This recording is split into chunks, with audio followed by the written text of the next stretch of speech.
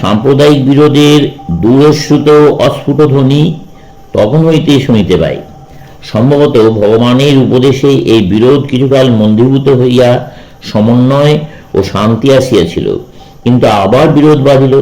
শুধু ধর্মমত লইয়া নহে, সম্ভবত জাতি লইয়াই বিবাদ চলিয়াছিল।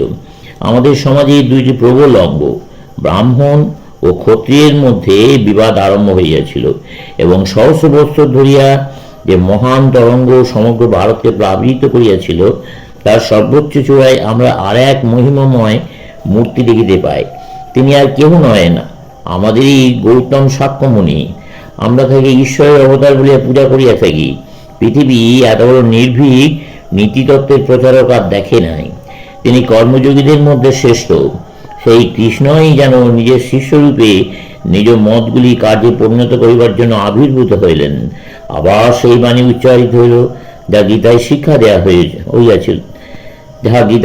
দেয়া ছিল।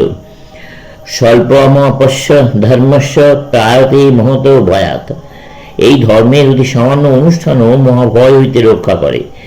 স্ত্রিয় বৈশ্যাস্তথা শুদ্ধাস্তে হপি জাতি পরম গতিম। স্ত্রী, বৈশ্য, এমনকি শুদ্ধগণ পর্যন্ত পরম গতি প্রাপ্ত হয়। গীতার বাক্যসমূহ শ্রীকৃষ্ণের বজ্রগম্ভীর মহতি বাণী সকলের বন্ধন, সকলের শৃঙ্খল ভাঙিয়া ফেলিয়া দেয়। সকলেরই সেই পরম পদ লাভের অধিকার ঘোষণা করে। ই হইব তৈজিত স্বর্গ সেই সাম্যে স্থিতং মনঃ নির্দোষং হি সমং ব্রহ্ম তস্মাদ ব্রহ্মণি তে স্থিতা। যাহাদের মন সাম্যে অবস্থিত, তাঁরা এখানেই সংসার জয় করিয়াছেন।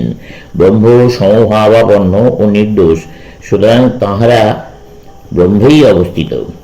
সমং পশ্যন হি সর্বত্র সমম অবস্থিতম ঈশ্বরং ন হীনস্তাপ্তনাপ্তং তত জাতি পরাং গতিম। পরমেশ্বরকে সর্বত্র সমভাবে অবস্থিত দেখিয়া তিনি নিজে আর নিজেকে হিংসা করেন না, আত্মহিংসা শূন্য হইয়া পরম গতি লাভ করেন। গীতার এই উপদেশের জীবন্ত উদাহরণ স্বরূপে উহার এক বিন্দু অন্তর যাহাতে কার্যে পরিণত হয়, এই জন্য সেই গীতা উপদেশটাই অন্য রূপে আবার মর্তধামে আসিলেন। ইনি সাক্ষ্যমুনি। ইনি দুঃখী দরিদ্রের উপদেশ দিতে লাগিলেন, যাতে সর্বসাধারণ হৃদয় আকর্ষণ করতে পারেন। সেই জন্য ইনি দেব ভাষা পর্যন্ত পরিত্যাগ করিয়া সাধারণ লোকের ভাষায় উপদেশ দিতে লাগিলেন। রাজ সিংহাসন পরিত্যাগ করিয়া ইনি দুঃখী দরিদ্র পতিত ভিক্ষুকদের সঙ্গে বাস করিতে লাগিলেন। দ্বিতীয় রামের মতো ইনি চণ্ডালকে বক্ষে লইয়া আলিঙ্গন করিলেন।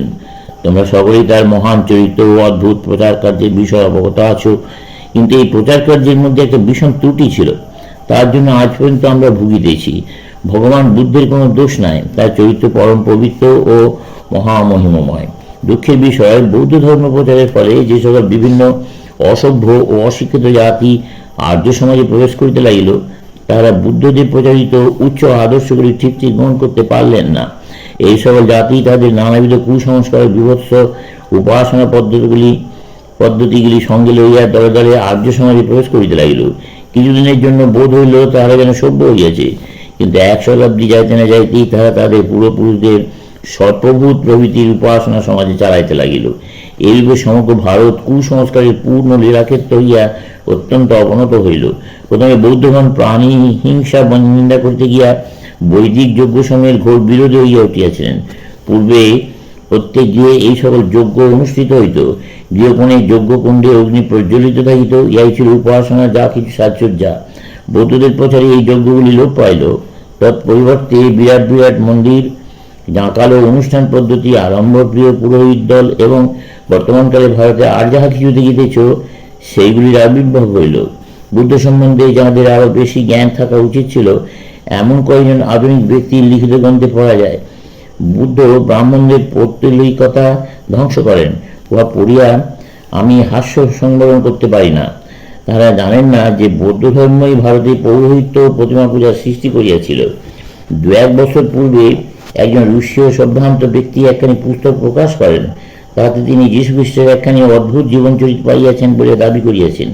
তিনি সেই পুস্তকখানির এক স্তরে বলিতেছেন, খ্রিস্ট ব্রাহ্মণদের নিকট ধর্ম শিক্ষার্থ জগন্নাথ মন্দিরে গমন করেন, কিন্তু তাহাদের সংকীর্ণতা মূর্তি পূজায় বিরক্ত হইয়া তথা হইতে তিব্বতের লামাদের নিকট ধর্ম শিক্ষার্থে গমন করেন এবং তাহাদের উপদেশ সিদ্ধ হইয়া স্বদেশে প্রত্যাবর্তন করেন। যারা ভারতের ইতিহাস কিছুমাত্র জানেন তাদের নিকট পূর্বোক্ত বিবৃতি দ্বারা ইহা প্রমাণিত হয় যে পুস্তকখানি আগাগোড়া প্রতারণা, কারণ জগন্নাথ মন্দির একটি প্রাচীন বৌদ্ধ মন্দির।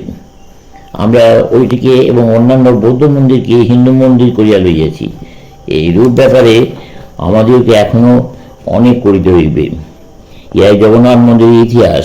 আর সে সময়ে সেখানে একজন ব্রাহ্মণ ছিলেন না, সেখানে একজনও ব্রাহ্মণ ছিলেন না। তবে বলা হইতেছে যীশুখ্রিস্ট সেখানে ব্রাহ্মণদের নিকট উপদেশ লইবার জন্য আসিয়াছিলেন। আমাদের ঋষি ও দিগ্গজ প্রত্নতাত্ত্বিক এই কথা বলিতেছেন। পূর্বোক্ত কারণে বুদ্ধ ধর্মের সর্বপ্রাণীতে দয়া বা উচ্চ নীতিতত্ত্ব ও নিত্য আত্মা আছে কিনা এ লইয়া চুলচেরা বিচার সত্ত্বেও সমগ্র বুদ্ধ ধর্মের প্রাসাদ চূর্ণ বিচূর্ণ হইয়া গেল। আর চূর্ণ হইবার পর যে ভগ্নাবশেষ রইল তা অতি বিভৎস। বৌদ্ধ ধর্মের অবনতির ফলে যে বিভৎসতা দেখা দিল তা বর্ণনা করিবার সময় আমার নাই, প্রবৃত্তিও নাই। অতি বিভৎস অনুষ্ঠান পদ্ধতি সমূহ, অতি ভয়ানক অশ্লীল গ্রন্থরাজি যা মানুষের হাত দিয়া কখনো বাহির হয় নাই এবং মানব মস্তিষ্ক যাহা আর কখনো কল্পনা করে নাই, অতি ভীষণ পাশব অনুষ্ঠান পদ্ধতি সমূহ যেগুলি আর কখনো ধর্মের নামে চলে নাই, এসবই অবনত বৌদ্ধ ধর্মের সৃষ্টি। চল